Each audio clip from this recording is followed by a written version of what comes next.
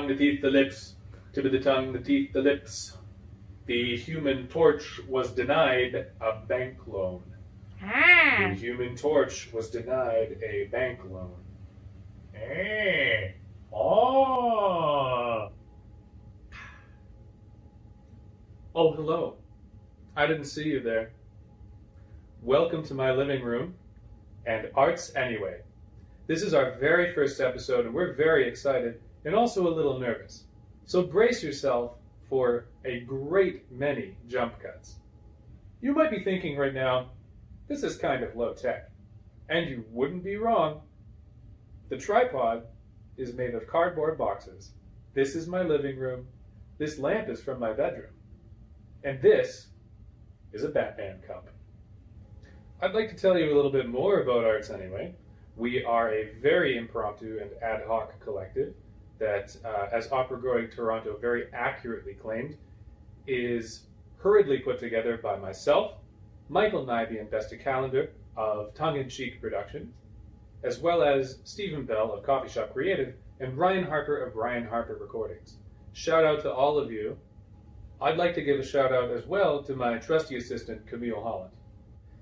She's managing the camera, she's behind the scenes, and thank God for that, because the last thing I recorded on this phone was pretty bad. We truly are inspired by the fact that there are so many people out there, not just in Canada but across the world, who are singing from the balconies, singing from their rooftops.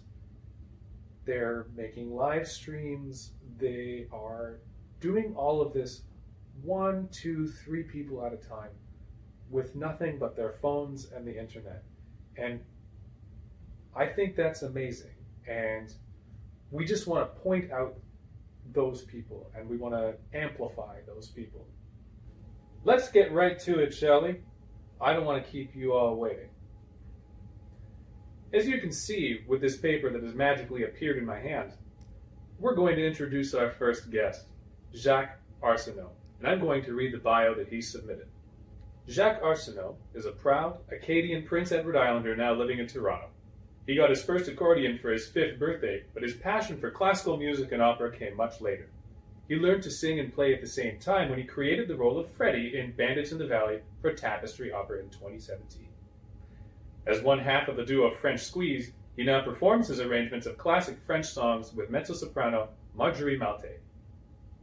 He played Ambroise Lépine in Louis Riel at the National Arts Centre and returned last year to sing Basilio and Curzio in Le Notte di Figaro with the NAC Orchestra. He performed his own gender bend adaptation of La Voix Humaine for Against the Grain Theatre and sang Alfred in Die Fledermaus at the Glenn Gould School. Most recently, he had a riot playing the Italian opera singer Ubaldo Piangi in Opera on the Avalanche's production of Phantom of the Opera, and the wedding planner Basilio in Figaro's Wedding with Against the Grain. Jacques, you were awesome in that. I'm so glad I got to see that. Next year, he looks forward to creating the role of Zahed in Zad Montaka and Larry Tremblay's L'Orangerie for Chant Libre in Montreal. Jacques has also prepared a little statement, which I will also read. I am very fortunate that my employers have committed to paying full or partial fees despite potential cancellations, but there's still lots of uncertainty about some contract work and future gigs. The biggest impact has been on the home front, worrying about my parents who are high risk for coronavirus and out of the country, while also becoming a stay-at-home dad and homeschool teacher to my 7-year-old daughter Lucy. My wife Isabel is working overtime on the front lines as she directs Metro Morning for CBC Toronto. Lucy and I have taken on as many extra household tasks as we can so that she can recharge between her stressful shifts. But despite these challenges, we're happy, healthy, and lucky to live close to High Park, where we can isolate among the trees. Thank God for trees, I'm telling you. As a BC native, could really use more of those in my life right now. Without further ado, Jacques Arsenault.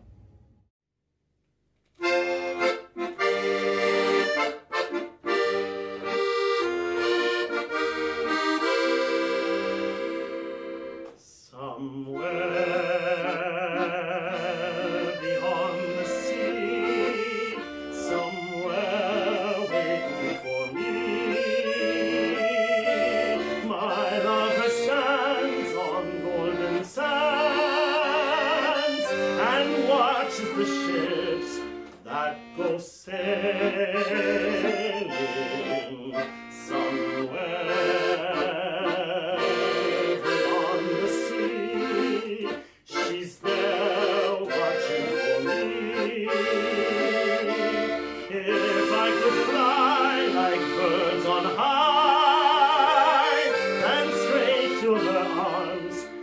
I'd go sailing. It's far beyond the star, it's near beyond the moon. I know beyond a doubt my heart will lead me there soon. We'll meet beyond the shore, we'll kiss just like before. Happy we'll be beyond the sea, and never again I go sailing la mer. On voit danser le long des golfes clairs à des reflets d'argent la mer, des reflets changeants sous la pluie. La mer au ciel d'été confond ses blancs moutons avec les anges si purs. La mer bergère d'azur infinie. Voyez un désir dans ces grands roseaux mouillés. Voyez ces oiseaux blancs et ces maisons mouillées. La mer les a bercés le long des golfes clairs et d'une chanson d'amour. La mer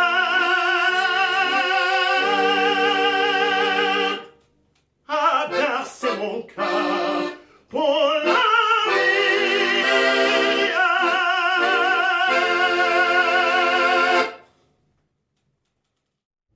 Thank you, Jacques. You were our very first submission, and I can't think of a better person.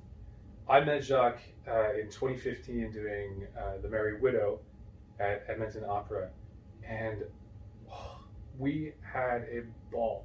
Did Hanel have to yell at you? Brent Kreisa, who created this incredible atmosphere of camaraderie, tomfoolery, shenaniganery. Our next guests are Natasha Fransblow and Jennifer Routhier. Natasha Fransblow is a specialist in opera and vocal collaborative performance. She maintains an active Toronto-based studio and has music directed and performed with companies across Canada, including Tongue-in-Cheek Productions, Opera Review at the Emmett Ray, Loose Tea Music Theatre, Opera Muskoka, Opera by Request, Abridged Opera, Halifax Summer Opera Festival, Toronto Operetta Theatre, and Summer Opera Lyric Theatre. Whew, long list. Outside the classical realm, Natasha has had the pleasure of collaborating in studio with experimental electronic artist and turntablist Slow Pitch Sound and Juno Award-winning progressive metal band Protest the Hero.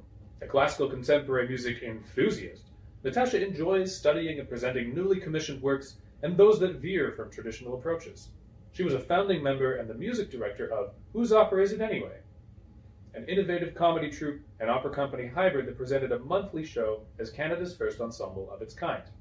Natasha has performed with many of Canada's elite emerging singers. In 2015, she formed a duo with acclaimed mezzo-soprano Jennifer Routhier, focusing on the exploration of contemporary piano vocal repertoire. They most recently presented their work at Canada's first collaborative piano conference, Dream Big, Music Out of Bounds, and they can be heard as finalists in the 2020 Eckhart Grammaté National Competition for Contemporary and Canadian Music. Natasha is also... Huh? Woo! Woo! Natasha is also an esteemed educator and clinician, festival adjudicator, and an active professional chorister. She does it all. Natasha has also prepared a statement upon my request. With the new and drastic changes that our world has been thrust into over the last weeks and months, work has been lost and finances have been threatened. Life has become insular and our futures have become uncertain. Now more than ever, the arts has the power and magic to improve the way in which people around the world are coping with these losses and shifts. I am thrilled at the opportunities to continue sharing music online, starting with Arts Anyway. As an educator, I am co-developing teacher resources with Foley Music and Arts Incorporated in order to ensure that music education is prioritized through the global switch to a digital lifestyle. Thank you, Natasha. Next up, Jennifer Routhier. Praised as a warm, clear mezzo by Opera Canada, Jennifer Routhier is a sought-after soloist, fervently making her mark on the Canadian and international stage. A current graduate vocal scholar at the Glenn Gould School, she holds a master's in voice performance from the University of Toronto. Jennifer has performed as a concert soloist with such ensembles as the Kingston Symphony, the University of Toronto Contemporary Ensemble, and the Toronto Mozart Players. Abroad, she has performed at Carnegie Hall as a soloist with the Canadian Celtic Choir, singing Scott McMillan's Celtic Mass for the Sea. This season, Jennifer made her opera in concert debut as Mademoiselle Roland in C.M. Wilson's dramatic Kamouraska. This spring, she was scheduled to make her Kerner Hall debut as La Principessa in Puccini's Suor Angelica, directed by Malcolm Cavanaugh under the baton of Nichols Ellis. She was also selected as a finalist in the 2020 Eckhart Grammatik competition, as I mentioned before, with her longtime duo partner Natasha Fransblow. However, due to the current COVID-19 pandemic, both events have been either cancelled or postponed. Like everyone, Jennifer is currently staying home, practicing social distancing, and trying not to irritate her wonderful partner Lawrence too much while cooped up in their Toronto apartment. Shout out to the wonderful partners out there.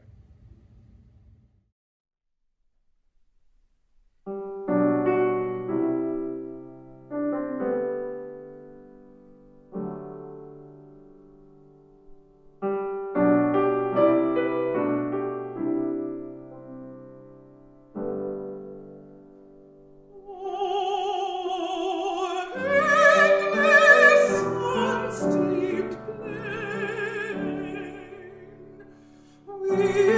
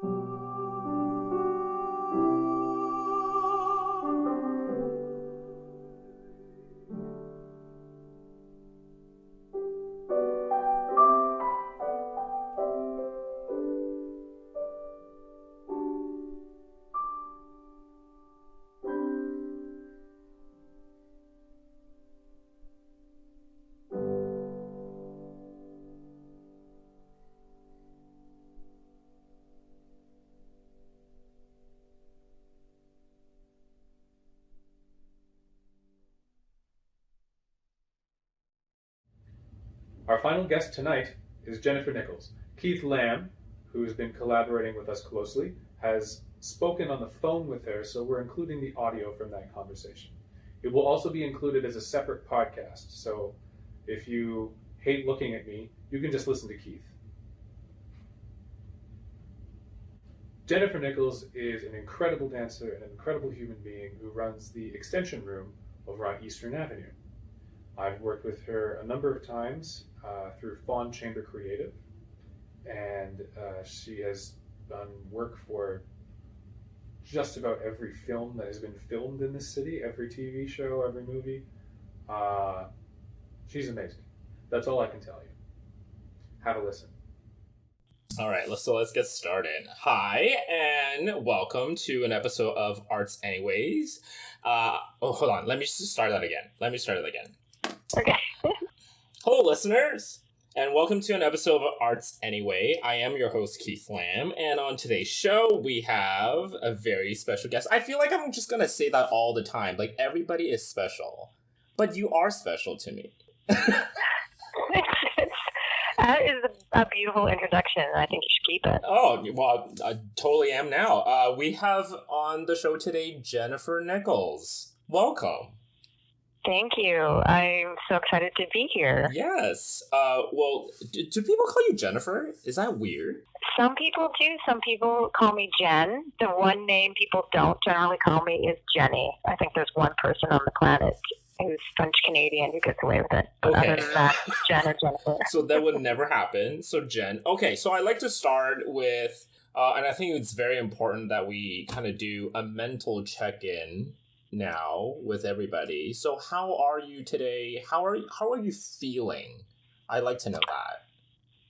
Well, to be honest, I still feel like myself and probably the majority of people out there are feeling in a bit of shock. Right. I don't think the reality of the situation we've fully processed it yet, or I've fully processed it yet. I'm trying to remain optimistic and forward-thinking and as open as possible to letting information come in and not react to it other than to respond in a safe way. But at the same time, I realize that I'm probably cloaking everything with a veil of whatever protective mechanism I have to not freak out. Right. So, yeah, just taking it day by day and taking deep breaths and communicating as much as I possibly can with the people I can get in touch with, whether it be phone calls, text, email, FaceTime. FaceTime is amazing because it's always great to be able to see, that loved one's face. But, yeah, I mean, that's a long-winded answer. I feel like it hasn't really hit me yet. But, I'm preparing for the day when it does. Yeah, no, I think that's very, very good advice. Like, for me, at the same time, I'm like, I have to take it day by day because every day is different for me. Yeah, of course. Yeah, It's a roller coaster of yesterday was emotion. not good, and today is somewhat better. And okay, so I just want to sort of give our listener just a little bit of background about you. And you are a professional dancer. You are a fitness instructor and expert, I would say. You've done guest teaching. You've done lectures and presentation. Like, your works they have been featured on television. You are a graduate of is that how I pronounce it? Quinte Valley School, Quinte yes. Valley School Yes, in Belleville, Ontario. You've done your training in Quebec, in BC. Yeah, at the School of Les Ballet Canadiens. Amazing. Yep. You actually have your own dance company, do you? Yes, it's a commercial dance company called Hit and Run Dance Productions, which Excellent. I co-run with my wonderful colleague and dear friend, Anissa Tejpar. So we are the co-artistic directors of this company, and it is a dance company. It's a commercial-based dance company, meaning that we are hired to create exclusively tailored, I guess you would say, productions for a variety of different events, galas, festivals, product launches, whatever it may be. So basically, we create custom-made dance. That's the foundation of that company. Wow. And you are also, of course, a member of the Atelier Ballet, the corps de ballet of the one and only Opera Atelier. Yeah, I haven't danced with them in a few seasons now. I've been focusing more on my choreography and my solo dance projects. But yes, I danced with them for 10 years, and it was a wonderful, wonderful experience. Right, and that's also where we met. Yes, I remember the first rehearsal we were in together. It was one of the first times the chorus was in the studio with the dancers. And you caught my eye immediately because, well, you always have this glint in your eye. You look like you're up to something, little rascal. But it's just this joy that emanates from you wherever you go. And so my eye was drawn to you, like, who is this wonderfully joyful, I don't know, who is this guy who's lighting up the room? And then, of course, the first time I heard you laugh, it was like, oh my God. Is that how we met? I honestly don't know. That's why I'm asking, because I was thinking about it the entire morning. I'm like, how did Jen and I meet? How did this friendship start? It was in a rehearsal, and I remember you guys were waiting for your first entrance, and I think there were a few dance sequences before your first entrance, and we danced and we went off, and I remember the look on your face, like your jaw dropped open, and you were grinning from ear to ear. I'm like, oh, I'm so excited about the dancing. It was adorable. And then I did the same thing when I heard you guys open your mouths. Like the chorus for that company's production was so heartbreakingly beautiful in every show that those were always the moments in those operas that brought tears to my eyes in the wings. Was when the chorus came in. That is so cool. Like I have some memories of that, but I do understand what you're saying. Like, yeah, the first time I working for that company and seeing all the dancers, I was quite in awe of all your talent and the beauty that you guys bring to every show. And of course, with the company, you guys have traveled to the States. You went to Glimmerglass. You went to, of course, the Royal Opera at Versailles. Multiple times. Yeah, we've been very, times. very fortunate. Very fortunate to be blessed with these tours. Columbus, Ohio, right. Penn State. Yeah, quite a few tours.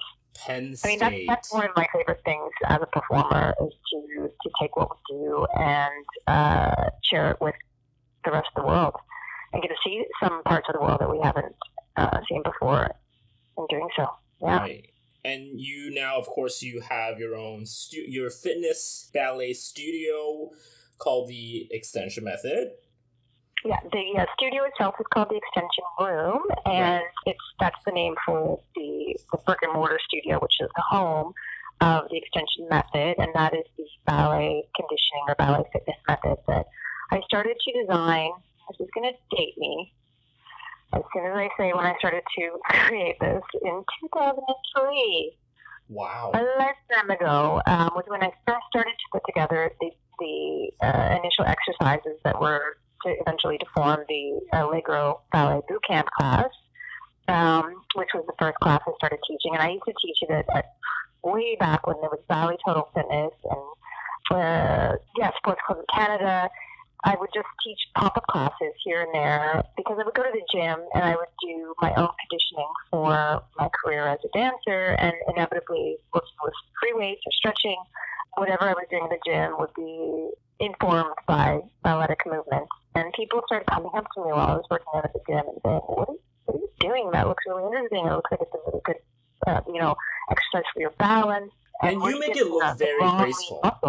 I have to say, you make it look very easy, and I just want sort of like the listeners to know that you have been holding these online classes, and you did one yesterday on Facebook and Instagram, and I saw that, and I thought, I'll give it a try. And I mean, I tried. I'm sure you did great because you're a good little dancer, which we'll get to in a second because I want to talk about that. But I was so excited when I finished the class and I could look at the the list of comments from people who had joined in, and when I saw that you joined in, I screamed. I was so excited. You did not see how awful I looked. I am not bendy. I am not bendy at all. It was a struggle. I'm gonna tell you right now. But I tried. But that's the reason why you should be doing more of these classes, because if you're not bendy, it'll help you get more bendy. Right, and that's what I was thinking in my head. Just physically, I wasn't keeping up with what's in my head. Okay, so you also, I would like to point out, you recently got married. I did. And you were also September. on your honeymoon, right? Right before... I was, and it's very strange. It was serendipity, and I feel awful in saying that because I know so many people have their special trips and weddings and reunions planned, which they had to cut short or not attend at all. And we were very, very fortunate in that it happened to fit in this window that coincided with the day we flew back. So we didn't come back early. We came back on the day we had planned, which was last Thursday, March 13th. And the day we landed was the day that things started to really erupt, and we were told by a doctor, go get tested right away. So you did get tested for COVID? Yeah, well, because we did quite extensive traveling. We took 8 flights in 2.5 weeks because we went to Peru first. We were in Lima and then Cusco, and then we flew to Argentina, and we were in Buenos Aires, a little coastal town down the coast, and then to Mendoza, into wine country, back to Buenos Aires. And then when we came back, when you're flying back from South America, you have to stop. It's not a direct flight, so we had to stop in Chile and then on to Toronto. So we passed through 3 international airports in 24 hours, and of course the risk of picking something up is really high, and we didn't want to pass that to anyone here. So we made the choice to find out where our local, the closest testing center was. And so we were tested the day we got back. So, we feel very fortunate because we are hearing the stories of people stranded in Peru, all over the world. And, we're very blessed that we were able to enjoy our honeymoon. It was a beautiful time, but we got back safe as well. And just feel horrible for people who aren't as lucky as we were. Right. And I have another friend as well, was, in Hawaii just last week, and everyone's just like, you need to come home. You just don't know at this point how things are gonna turn around. Like it really is day by day. Every day is different. Last week we thought, maybe we can start doing interviews, like, maybe 2 people in one room, and now they're completely discouraging anybody to hold any sort of gathering. So it's unprecedented in our lifetime, and I like you said, we have no idea when the end or when things will start to get less scary. We don't know when that will be, and it really is a huge reality check.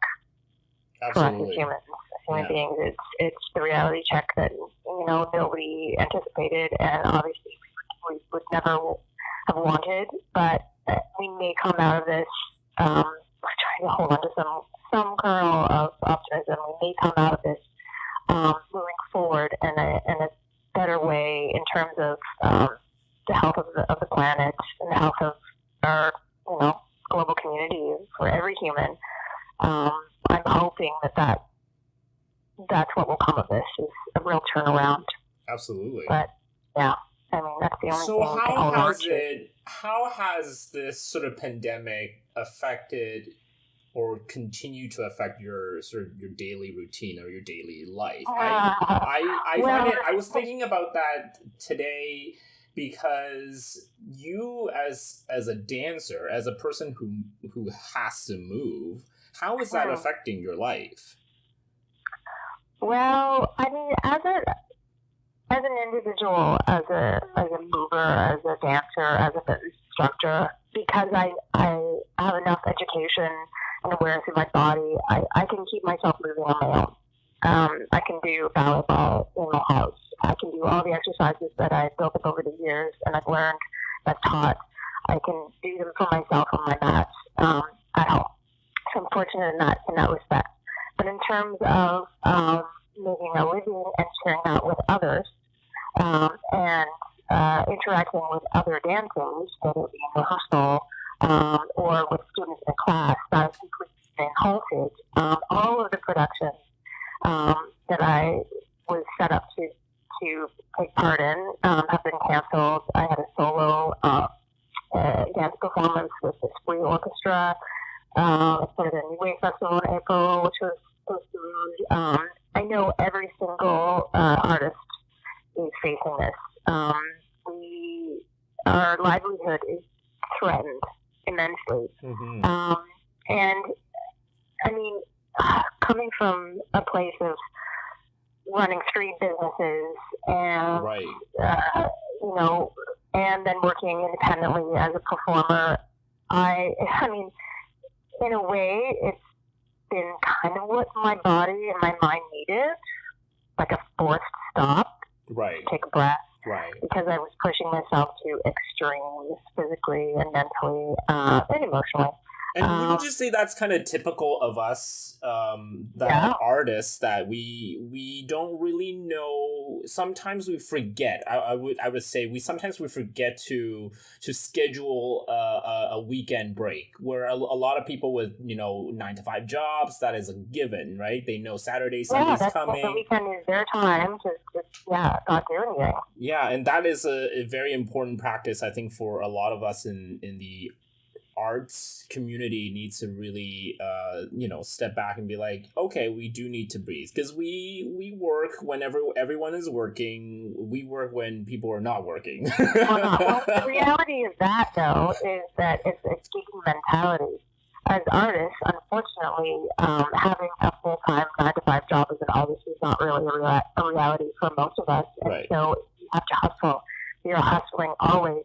And even when we do have time to kind of dial it down a bit and take some pockets for ourselves, there's this guilt complex of, no, I need to be working on my next project. I need to be researching a grant. I need to be, in the studio. I need to be, practicing that aria. I need to be, take all these pockets of time and hustle to work towards the next thing, because you never know when the next gig is going to be. There's no guarantee. Right. So it's like always the switch is on nonstop.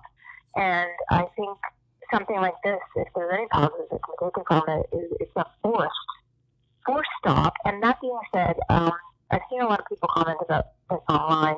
Everyone's saying, think of all of the wonderful things that are going to come of this artistically, all the plays that are going to be written, all the books that are going to be written. And yes, great. But if that comes to you and the in an organic podcast. way, we also don't need to put this burden of guilt on our shoulders during this time of, okay, well, now I'm supposed to be productive because I'm not allowed to go to that rehearsal, so I really need to take this time to finish my website and compose and, create. And I think those things coming out of this period of pain and fear, like I said, if they come naturally, of course, that it will flow out of you when the time is right. But don't feel the pressure to get up and force yourself to work as an artist. Right. We have to breathe and just be easy on ourselves. Yes, we absolutely need to breathe, and I think we talked about a little bit earlier just how I know I am personally connected to the musicians. How are your dancer friends handling this, and what are there any things that they are doing to sort of help themselves out financially or emotionally? What are the things that they are doing? Right now, I think people are just still trying to take stock of what's happening. The difficult thing with being a dancer is you kind of need space to move. And I mean, unless you have the benefit of the studio, it's not the same thing as, it's hard for everybody, but it's not the same thing as, your instrument being your voice or picking up an instrument where you could be stationary. As a dancer, to create, I mean, obviously we can still create. We can keep ourselves in shape, but we largely rely on big spaces and being able to move and being able to move in groups and partner. I mean, partnering where you're lifting each other, you're connecting, you're physically connecting. Mm-hmm. It's really hard because it grinds everything to a halt in a much greater degree. I know everyone's talking through the arts community about as well as being self-employed. Artists and contract workers, we cannot easily apply for EI. So there's the EI emergency fund that will hopefully be of help to a lot of us. But I think right now everyone's just trying to keep each other uplifted and communicate as much as possible, open up discussions online. Right. Just keep each other from panicking and going off the deep end because that's the last thing. And I'm just thinking about this now, and without getting you more upset, but because this is something that we kind of like talked about a little bit online about your frustration with how, because you were talking about space, you were talking about income, and we came across a problem that you currently have as a person who has to rent out a giant studio space, and the landlord, and I mean, I'll let you take over. Your landlord apparently is refusing to hold payment. Is that correct? Yeah, to help in any way, shape, or form. I tried to get ahead of the problem when I saw what was about to happen, and we were recognizing that not only was the government, mandated, but it was our civic responsibility to close our doors and keep everyone safe. We had to completely close our business. My business, the extension room, relies entirely on people coming in to attend classes in person. Mm-hmm. And so that means that all of my income is completely halted. And so it's one thing to not have income coming in. We can all kind of hopefully cover through that a little bit and just, stay afloat. But when you have to output, when you have to pay out while you're not bringing in, it's a whole other scenario. And as you mentioned, I have a very large space. I've been fortunate to have this enormous space. I mean, that has already been a struggle for so many years to have a large space in Toronto. And it's a labor of love, to be honest. It's not something where I'm making money. But I keep the doors open because it's such a beautiful community of people who love to dance and love to move, and they rely on it. And it's a very beautiful space. I love it there. It brings so much serenity to people when they're there. And I tried to get out of the problem and reach out to my landlord. And this is not also a family-run, family-owned property or sole proprietorship. This is a developer that owns this building, the development corporation. So we're not talking about small beans here. We're talking about a huge corporation with a lot of money. Mm-hmm. And I asked them to show some compassion and empathy and to help me with some sort of relief on the rent or to pause my rental obligations while I have to be completely shut down. And their response was, "We're sorry, we cannot accommodate you at this time." And that's it. Yep. And this is not a small monthly rental payment I owe. It's right. enormous. You told me, and it's a big number. Yeah. What are you? What shocked me? Sorry? What shocked me about it was the level of callousness, and there wasn't any accommodation.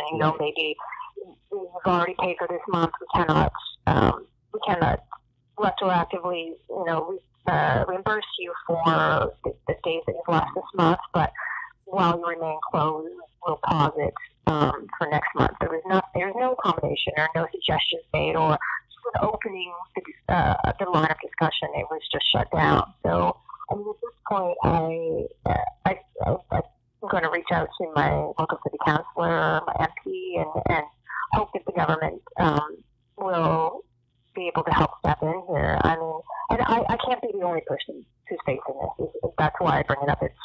I'm in a horrible position, but I'm sure there are, dozens of other businesses that are in dire circumstances like this, and we really need some intervention. We really need some government.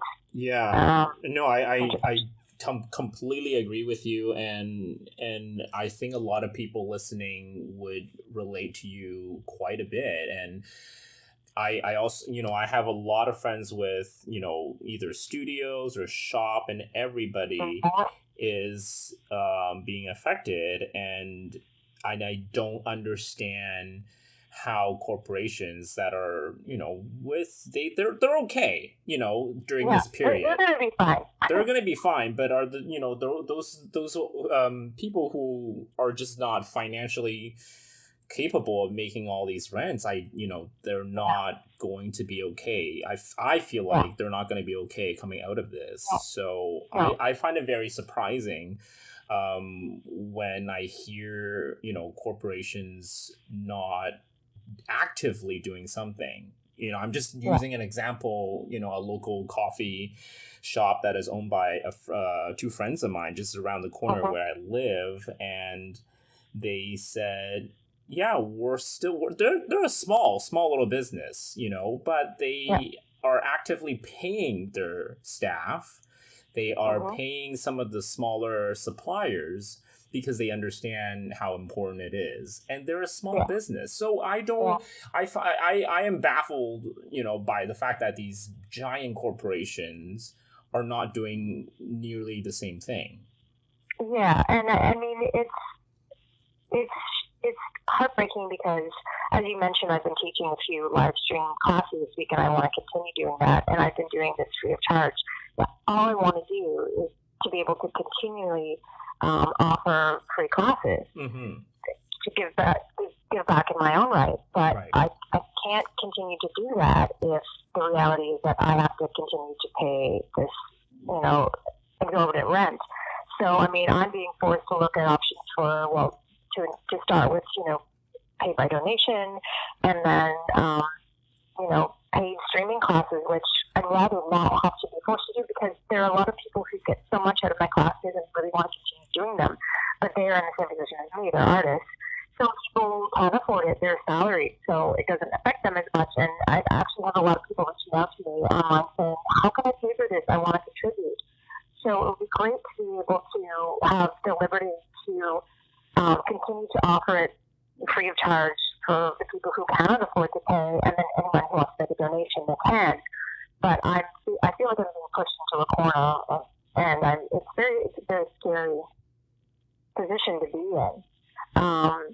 But I mean, I'm going to lobby and try and get some response from the councillor, and hopefully, if there is some response and some action taken, that it can benefit all of these small businesses. And are there ways for listeners to get in touch with you? I know you are continuing with your free classes. Are they so they're only available on Facebook and Instagram Live? Do you have like a schedule right now, or they're just kind of like? Well, as soon as I wrap up this lovely chat with you, I'm going to go back to my research. Hustling. Yeah, I was just trying to figure out what the best platform is in terms of how to get things out online consistently, and be able to accept donations, or when it comes to it. Obviously, we're going to be, if we do start charging for the classes, it's going to be reasonably priced. And but yeah, I mean, there's a lot of platform streaming services out there. It's just a matter of figuring out the one that works the best for our audience and our company. So we're working towards that. So if you are listening and you have been enjoying the classes, I know a lot of our mutual colleagues from the opera community who've been taking my classes for years now have reached out to me and they've tuned in, and so I definitely want to be able to keep doing this. And like I said, this is not a matter of wanting to pay to teach. Like I don't need to put money in my bank account for sharing my teaching. It's just to help with keeping the doors open. Right. Absolutely. So, yeah. And we thank you for that, like, taking the initiative to start something like that. And I think the community would really be, we're very grateful that you have done Yeah, that. So. and there are a lot of students, a lot of teachers who are doing it. So that's one of the most heartening things to see is how many people are banding together to support each other. Right. Throughout this. And so we can find you on Facebook, the Extension Room. Yeah, I mean, I had some technical difficulties with live streaming from the Facebook page for Extension Room. I'm fixing that now. The Instagram Live is from the Extension Room at Extension Room page, and hopefully the next class will be from the Extension Room Facebook page. If not, from my personal, and it's public, so you don't have to friend me first for that stream to log in at just Jennifer Nichols on Facebook. Okay, so also extensionroom.com. That's the website. Yes, it is. Extensionmethod.com. Extensionmethod.com. Excuse me. My bad. Okay. I forget sometimes myself. Okay, so at this point, I want to do something a little bit more fun. And this whole thing has been fun. Oh, thank you so much. I appreciate it. And I realize how much I love doing this. I realize how much I love listening to people talking about, just what we have in common. I've been loving this process. So I thank you so much. You're very good at it. I come from a family of broadcasting. My family, my father was a morning show host and radio broadcaster for 41 years, and he was an incredible interviewer, and so I'm a bit picky. Oh. And I have to say you're very good. Oh, thank you so much. It's also in my blood. I'll tell you that story another time. Really? Yeah, I'll tell you. Okay. Again, another time. This is another episode. I can't tell you. I can't talk about everything. We've been talking for 24 hours. I know. I skiing. I'm here with a glass of red wine and my two cats beside me, so I'm just. That's lovely. Okay, so we're gonna do something fun, and it's very Bernard Pivot. It's very James Lipton. So I've got 10 questions that I'm gonna ask you. However, I changed them up slightly, just because can all be the same. So let's go. Very first question: what is your favorite word? Oh my goodness. Oh my gosh. I don't even know if I can like favorite in terms of the sound of it or the word I use the most. Oh, whatever you like. I love the word eloquent. Okay. What is your least favorite word? Probably moist. Sorry? Moist. Okay. What excites you? Speaking. What excites me? Music. What turns you off?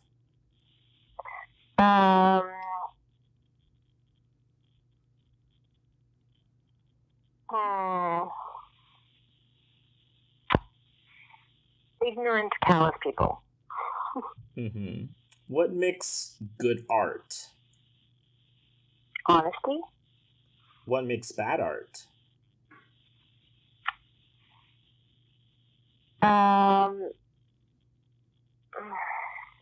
That's a tough one. Yeah, I'd say. I mean, you can plead the fifth, if that's a thing. Well, I think it's trying to be relevant by copying other art. What is your favorite curse word? Oh, that's a good one. Am I allowed to say it out loud? Yeah, do it. I just want to establish this right now on the show that you can be as free, as honest, as vulnerable as you like. So if there's some word that you want to use it now. Well, I mean, this is like too long of a list to choose from, but the easiest to roll off the tongue is twat. Ah! It's not what I expected, but that is an excellent word. What is your favorite animal? Oh, my favorite animal. Um, I love all animals. I mean, I adore cats. I do. I adore dogs, but my favorite animal for most of my life has been a giraffe, and well, it's a tie between a giraffe and a horse. And very last question. If there is one thing and anything you can have or do before your death, what would you do and what would it be? Oh my goodness. Have or do?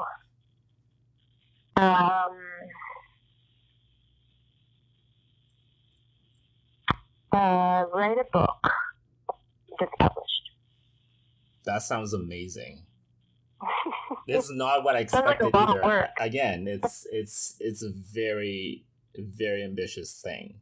And I was going to say travel to basically every continent and as many countries as I can, but that's more than one thing. So that's so great. So and right now, I don't know if travel is possible.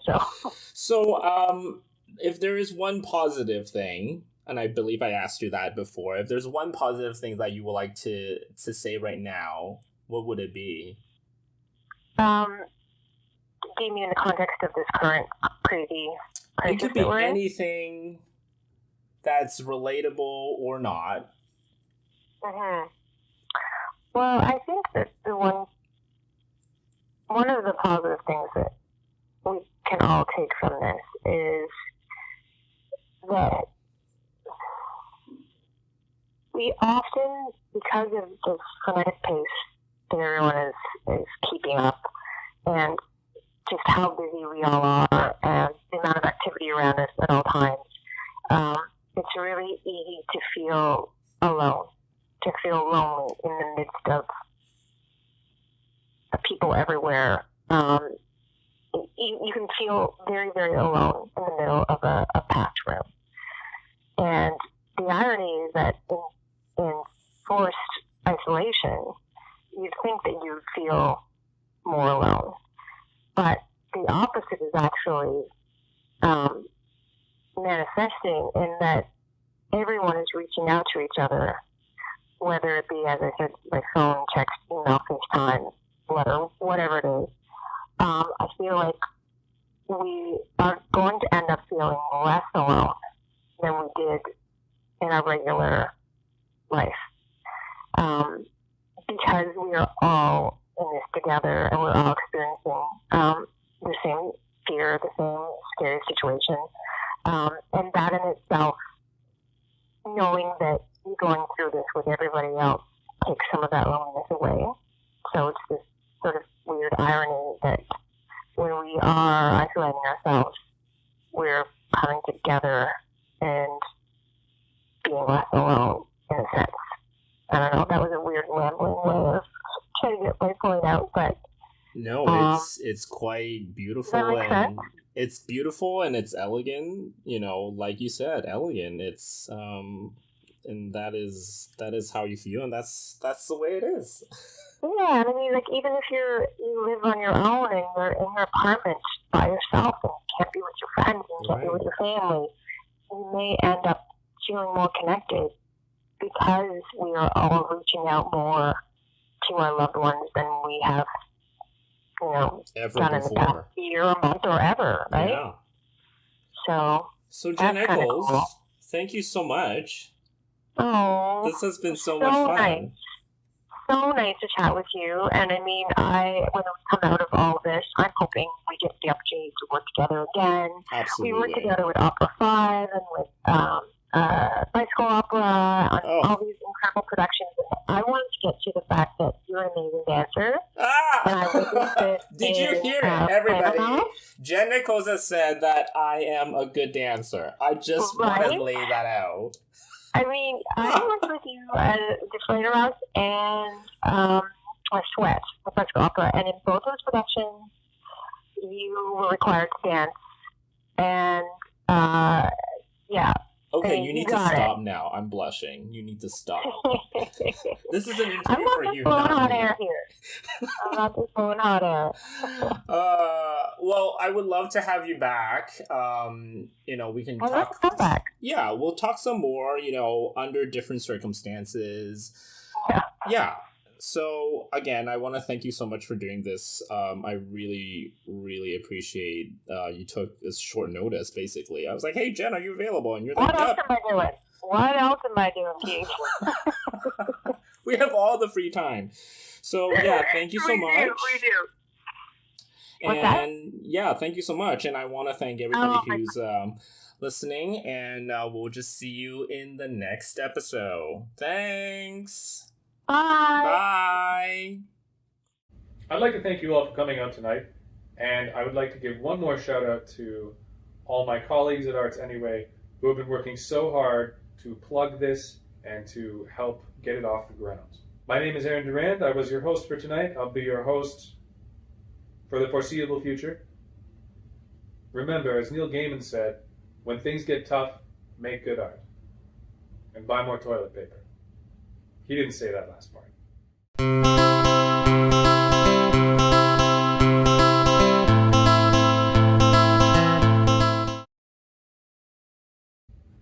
Thank you for stopping by. Thank you for coming into my living room. Now get out. I'm kidding. You may wonder why this is such a low-tech affair. Well, everybody's stuck in their homes. We are continually inspired. I'm really not inspired. If you're really excited about what we're doing and you didn't hate it, head on over to our GoFundMe so that we can continue to pay the artists that support our web series.